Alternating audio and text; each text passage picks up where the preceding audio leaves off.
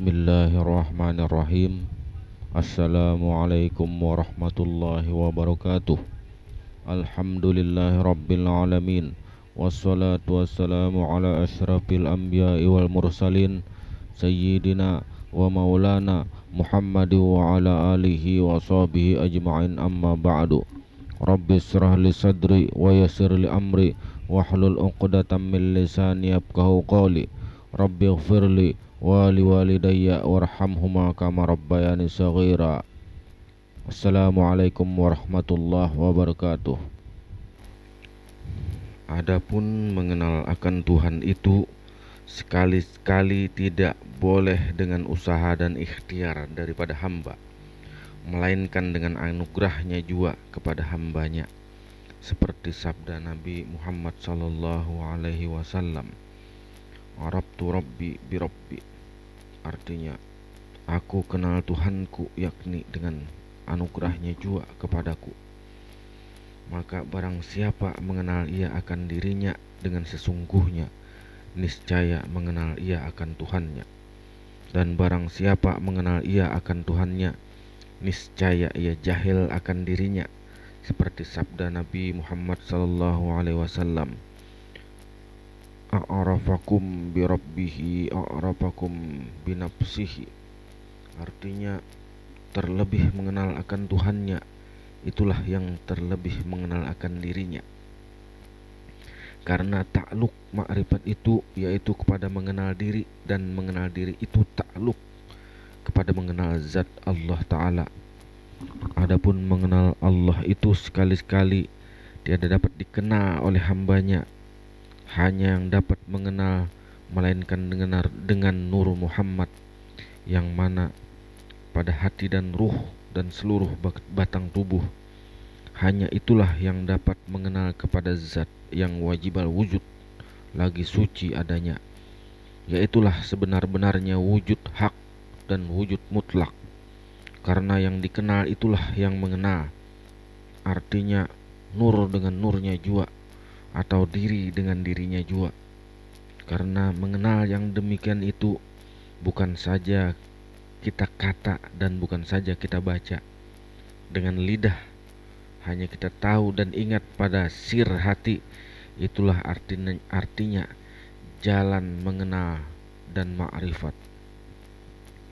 Makam yang seperti anbiya dan aulia yang sampai kepada mengenal zat Allah Ta'ala dengan sebab memandang dan memusyahadahkan Nur Muhammad, yaitulah anbiya dan aulia yang dinamai di bawah qadim Nabi Muhammad sallallahu alaihi wasallam, karena ia memusyahadahkan Nur Muhammad dengan katanya, memusyahadahkan oleh kamu akan Nur Muhammad itu yang mesra ia pada sekalian ruh dan batang tubuhmu, yang seperti mesranya air dengan tumbuh-tumbuhan.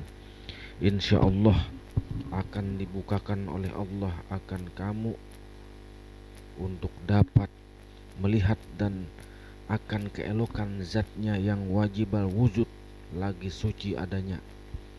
Karena zat Allah itu tiada dapat sekali-kali dikenal akan hambanya, hanya yang dapat mengenal melainkan dengan nurnya yang mesra ia pada hati dengan wasitah Nur Muhammad sallallahu alaihi wasallam.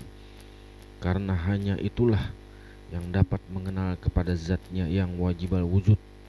Karena yang mengenal itulah yang dikenal. Artinya aku kenal Tuhanku dengan Tuhanku jua. Maksudnya nur dengan nurnya jua, diri dengan dirinya, seperti dalil yang mengatakan, man arafa nafsahu faqad arafa rabbahu, barang siapa mengenal akan dirinya, maka sesungguhnya mengenal ia akan Tuhannya. Mengesahkan Allah pada af'alnya, maka apabila ia tetap pada pandangan mata hatinya bahwa sesungguhnya sekalian perbuatan yang berlaku di dalam alam ini semuanya adalah perbuatan Allah Ta'ala dengan hakul yakin, barulah engkau mendapat ma'rifat wahdaniyah af'al Allah dan fana sekalian af'al makhluk. Maka lepaslah engkau daripada syirik khafi, seperti firman Allah Ta'ala, Wallahu khalaqakum wa ma ta'malun. Artinya Allah Ta'ala jua yang menjadikan kamu dan segala perbuatan kamu. Tiada perbuatan makhluk, hanya semata-mata perbuatan Allah jua di alam semesta ini. Menyatakan sebelum adanya bumi dan langit, arsy dan kursi, loh dan kalam, melainkan zat Allah jua yang ada sendirinya. Lagi ia qadim semata pada martabat la ta'yun. Lagi ia wujud mutlak, maka ia bernama hu. Pada martabat ta'yin awal, itu pun qadim jua.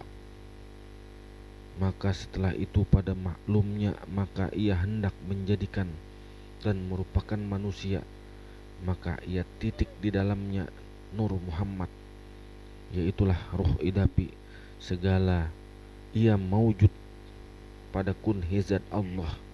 Maka ruh idapi itu menjadi alam sa'un, maka wujud Allah itu bernama Allah. Pada martabat ta'yin sani ia qadim jua semata, maka setelah ia bernama Muhammad dan Allah itu bernama Rahman. Dan pada martabat salasa itu maka keluarlah alam ini, yaitu berupa huruf, yaitu 4 huruf mim ha mim dal, artinya Muhammad. Maka alam itu bernama ayan sabitah, artinya kenyataan yang tetap, artinya telah nyata rupa manusia. Maka Allah itu bernama Ar-Rahim. Adapun alam itu ada 4, yaitu alam ruh, kemudian alam misal, kemudian alam ajasam, kemudian alam insan. Sedangkan ruh itu ada 4 macam pula, yaitu ruh idapi, kemudian ruh rahmani, ruh rohani, dan terakhir ruh jasmani. Yaitulah asal kejadian badan Muhammad.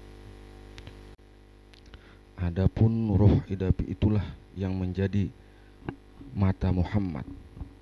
Kemudian roh rahmani yang menjadi darah Muhammad. Kemudian roh rohani menjadi tulang Muhammad. Kemudian roh jasmani menjadi daging Muhammad. Dan kemudian roh idapi itu nasarnya adalah api. Kemudian roh rahmani itu nasarnya adalah angin. Kemudian roh rohani itu nasarnya adalah air. Dan kemudian roh jasmani itu adalah nasarnya tanah, air, angin, api, dan tanah. Maka itulah asal kejadian sekalian manusia ini, hendaklah kita ketahui. Terima kasih. Assalamualaikum warahmatullahi wabarakatuh.